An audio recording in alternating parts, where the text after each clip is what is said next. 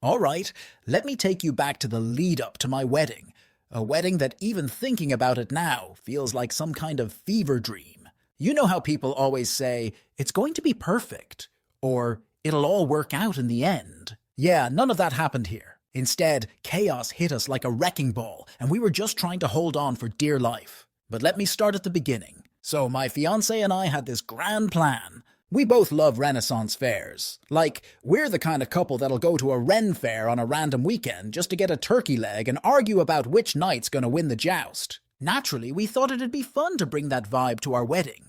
Picture it. This sprawling gazebo in the middle of an open field, with banners hanging from the posts, a string quartet playing old tunes, and everyone decked out in medieval-style outfits. It was going to be this whimsical fairy tale-like day. Or so we thought. The bride had her heart set on this medieval-style dress, like, legit. She and her maid of honor had found this dress months earlier.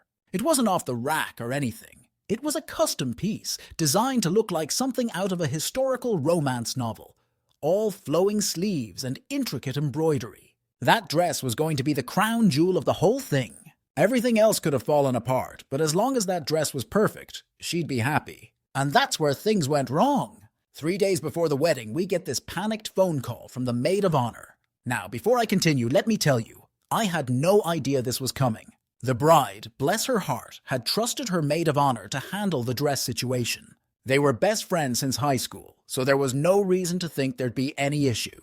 But here we are, 3 days out, and the maid of honor says she couldn't actually afford the dress. Yeah, that's right, she never bought it. Months had passed, and she hadn't told anyone, probably out of embarrassment or fear. And now she's on the phone, sobbing about how sorry she is, and I'm sitting there trying to process the fact that my soon-to-be wife has no wedding dress. At first, I didn't even know what to say. My bride, on the other hand, was in a full-on meltdown. You know when someone's just staring blankly into space, processing how royally screwed they are? That was her. I tried to calm her down, but it felt like trying to put out a wildfire with a squirt gun. My mind was racing. How the hell were we gonna fix this? We called every bridal shop in town, but obviously it was way too late to order anything custom. And anything off the rack either wasn't her size or looked completely out of place for the theme we were going for. It seemed like we were totally out of options. Then, out of nowhere, my bride, still teary-eyed, gets this wild idea. She says, what if we make the dress ourselves? Now let me tell you, I've never sewn a thing in my life. I've maybe reattached a button to a shirt once, and even then, I almost sewed it shut. But my bride, she knew her way around a needle and thread from back in her cosplay days, and she figured, hell, it was better than nothing. So we hit up every craft store in the area. We bought rolls of fabric, lace, embroidery thread, everything that even remotely looked like it belonged in a medieval wedding. We probably spent more money on materials than we would have on a regular dress, but at that point, we weren't thinking about the cost. We were in survival mode. The next 24 hours were a blur of cutting, stitching, and a lot of cursing. My bride worked tirelessly while I tried my best to help, though I mostly stuck to ironing or pinning things down because, let's face it, I was more of a liability than a help. We had friends stop by too. My mom, her cousin, even the maid of honor showed up to help salvage the disaster she'd unintentionally caused. It was like a scene out of one of those reality shows where people race against the clock to make something out of nothing. Let me tell you, I've never been more nervous about something in my life. The wedding was fast approaching, and here we were, surrounded by fabric scraps and thread, with only the faintest hope that we'd pull it off. By the second day, we had a dress-shaped thing, but it was far from done. We were running on fumes, barely slept, living off coffee and fast food, and yet somehow my bride kept going. Her determination was unreal. The morning of the wedding arrived, and we were still putting the final touches on the dress. I remember standing there, watching her sew the last bit of lace onto the sleeves just hours before we were supposed to say our vows. The sun was rising, and she was running on pure adrenaline. There wasn't time to do a full fitting or anything, so we just prayed it would work. And you know what? By some miracle it did. Now you'd think the whole make a wedding dress in 24 hours thing would have been the peak of the wedding chaos, right?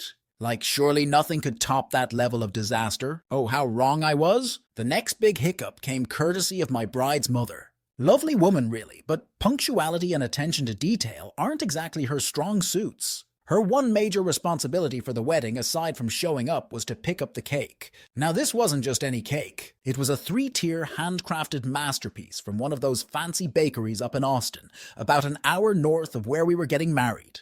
The thing had been designed to fit the whole Ren Fair theme, complete with little sugar dragons and intricate scrollwork. Basically, it was the culinary crown jewel of the reception. Here's the problem. The bride's mother? Not great with time management. The plan was for her to head up to Austin early that morning, grab the cake, and be back well before the ceremony started. Seems straightforward, right? Well, fast forward to about 30 minutes before the wedding is supposed to begin, and she's still at home. And remember, we're an hour away from Austin. We didn't even know this was happening until my bride gets a call from her mom, casually mentioning that she was on her way now. I swear, I saw the color drain from my fiancé's face. Here we were, already juggling a million last-minute things, and now the cake was in jeopardy. We tried to keep calm. Maybe she'd hit every green light. Maybe, by some miracle, the bakery would have wrapped the cake in indestructible packing material, and it would survive the trip unscathed. Nope, none of that happened. She showed up over an hour late, by which point we were already running behind schedule, so the guests were just milling around awkwardly while we tried to figure out what to do.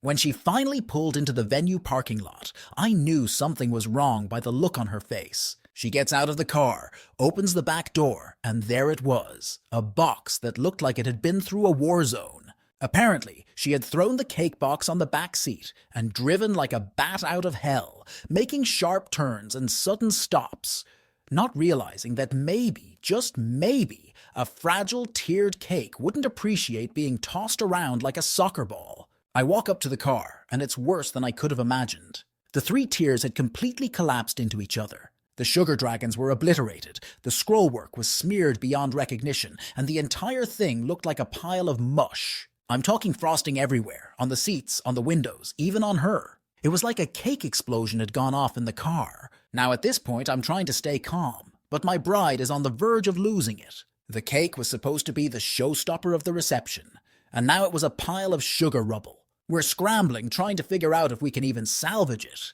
Someone suggested scraping off the top layer of frosting and just making do with what was left, but it wasn't looking good. Meanwhile, the guests were getting restless, the ceremony was delayed, and my fiancé, who had already been pushed to the brink with the whole dress fiasco, was now stuck trying to hold back tears over her demolished cake. So, we did the only thing we could think of.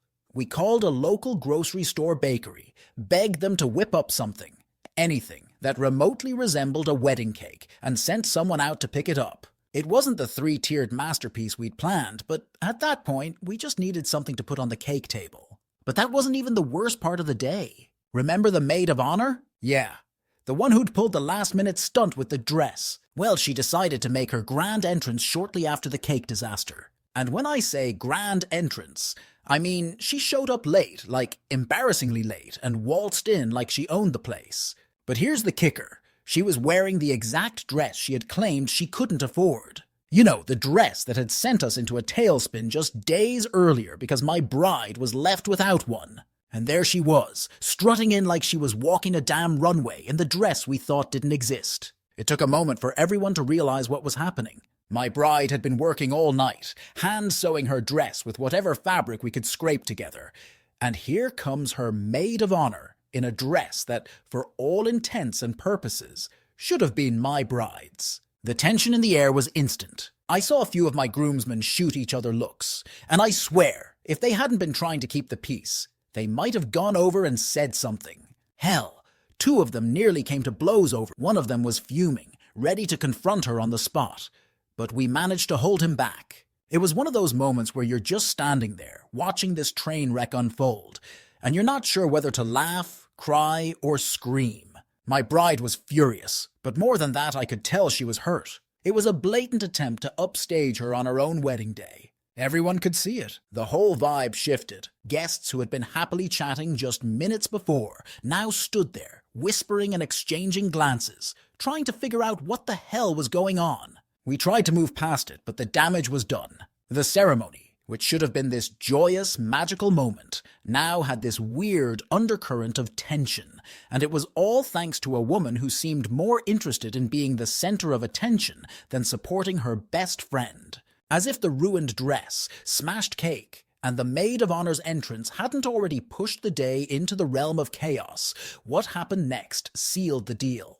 The ceremony itself, by some miracle, managed to go off without further disasters. Sure, the energy was off and people were still whispering about the whole dress thing, but we got through it. We exchanged vows, and for a moment things felt okay again. I remember looking at my bride and thinking, we made it. No more surprises. I was so wrong. The reception was where the real bombshell dropped, and it came in the form of the maid of honor's speech. Now, let me set the scene for you. We just finished our first dance, which was one of the only things that went smoothly that day. People had finally started to relax a bit, and the tension from earlier was easing up. We all sat down for dinner, and right as we're about to dig into the grocery store cake stand-in, the maid of honor grabs the mic. At first I thought maybe she'd use this opportunity to make up for her earlier stunt. You know, smooth things over, give a heartfelt toast to her best friend and the man she was marrying. Nope, she starts off by saying, "When I first met Drakarim 411, I didn't like him at all. In fact, I thought he was kind of a jerk." That's when I noticed my family exchanging glances. You know when someone says something just wrong enough that everyone starts shifting in their seats? Yeah, that was happening in real time. My mom shot me a look like, is she serious right now? But I thought, all right, maybe this is one of those speeches where they start negative and turn it around with something heart. So I braced myself. Then she hits us with, "But I have to admit he grows on you, like a fungus." A fungus. In front of both our families. I kid you not. You could have heard a pin drop on my side of the room. Even her side of the room went dead silent. There wasn't a single polite chuckle. Just awkward, uncomfortable silence as we all sat there, trying to figure out if she was joking or if she genuinely thought this was an appropriate thing to say in a wedding toast. I glanced at my bride, who looked mortified. She smiled weakly, probably hoping the speech would pick up from there, but the damage was already done. And it didn't pick up. It just kept spiraling into this weird, rambling mess of half-insults and awkward anecdotes about how opposites attract, and how she wasn't sure at first if they'd make it, but that, if anyone can survive, it's these two. Real inspiring stuff, let me tell you. By the time she wrapped it up, you could feel the awkwardness hanging in the air like a thick fog. I tried to laugh it off, but inside I was fuming. It was one thing after another with her, and at that point, I was just done. But of course, when I mentioned how out of line the speech was later, I was told to suck it up and just deal with it. Apparently, I was the one overreacting. I'm sitting there thinking, how the hell am I supposed to suck up being called a fungus at my own wedding? Here's the thing, though. Every single one of these issues was tied to her side. Her friends, her family, her maid of honor. It was like a circus, and I was just along for the ride. My side of the family. They were saints that day. Not a peep of drama. They tried their best to go with the flow, but you could see the disbelief on their faces. I remember my dad giving me a look across the table during the speech. One of those knowing looks that said, "Hang in there, son." But honestly, by that point, I wasn't sure how much more I could hang on. My bride, in typical fashion, assured me we'd discuss it later. But as the night wore on, I had this sinking feeling that later was code for never. It wasn't like we were going to hash this out in the middle of the reception. But there was a part of me that hoped we'd at least address the madness of the day once everything had settled. Turns out I was wrong. I realized pretty quickly after the wedding that later wasn't coming. We didn't have the conversation I thought we would. Every time I brought up the issues with her maid of honor or her mom, it was brushed off. I was told that I was being too sensitive, that it was just how they are, and I needed to accept it. The more I tried to talk about how uncomfortable and disrespected I'd felt, the more it seemed like I was the one causing the problem. It was frustrating, to say the least. I mean, I had sucked it up through the whole dress debacle, didn't say much when the cake turned into a pile of goo, and even managed to keep my cool during that train wreck of a speech. But somehow my feelings on the matter weren't up for discussion. I guess I thought my wife would have my back more, or at least understand why I was upset, but it seemed like the whole thing was just swept under the rug. Fast forward 2 years after the wedding, and things had mostly settled into a routine. The chaos of that day had faded into the background, kind of like a bad dream you're trying to forget. But every now and then, something will remind you of it, and the frustration bubbles up again.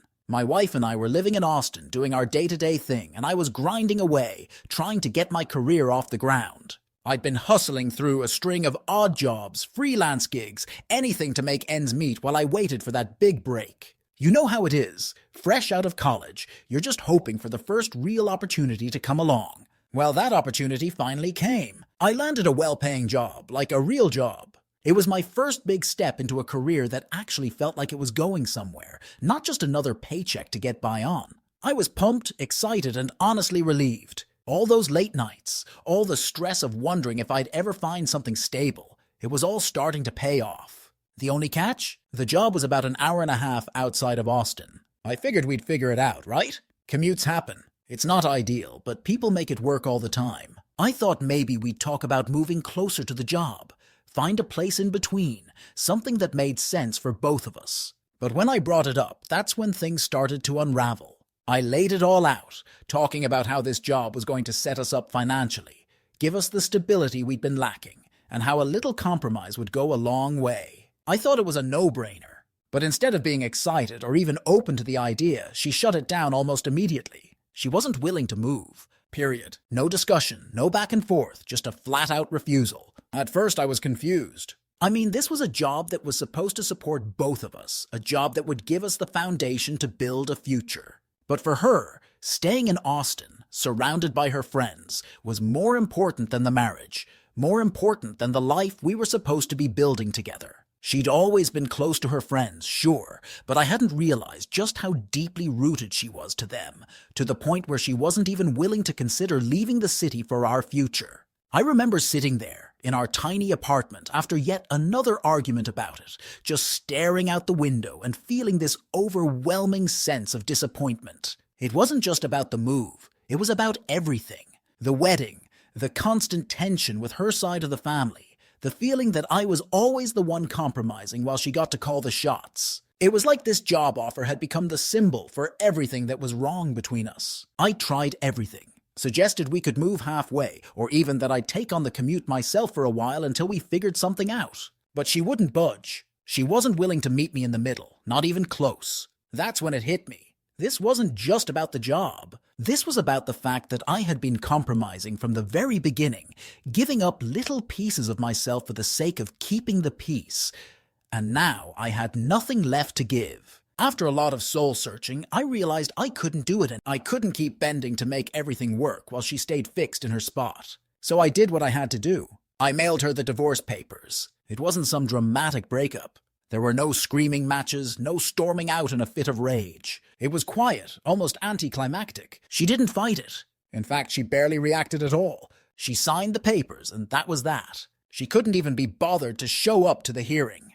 We split what little we had, and she went her way and I went mine. It was like our entire marriage had just evaporated, like it had been this strange, fleeting chapter in my life that closed as fast as it had opened. I've never seen her again since. Not once. No bumping into each other at the grocery store. No awkward run-ins at mutual friends' parties. Nothing. It was like she vanished, and I guess in some ways that made it easier to move on. There was no dragging out the pain, no long, messy breakup to wait was just over. Sometimes I think back on it, and I wonder if it was all real or just some strange, prolonged nightmare that happened to someone else. The wedding, with its cake disasters, ruined dresses, and awkward speeches, feels like a fever dream.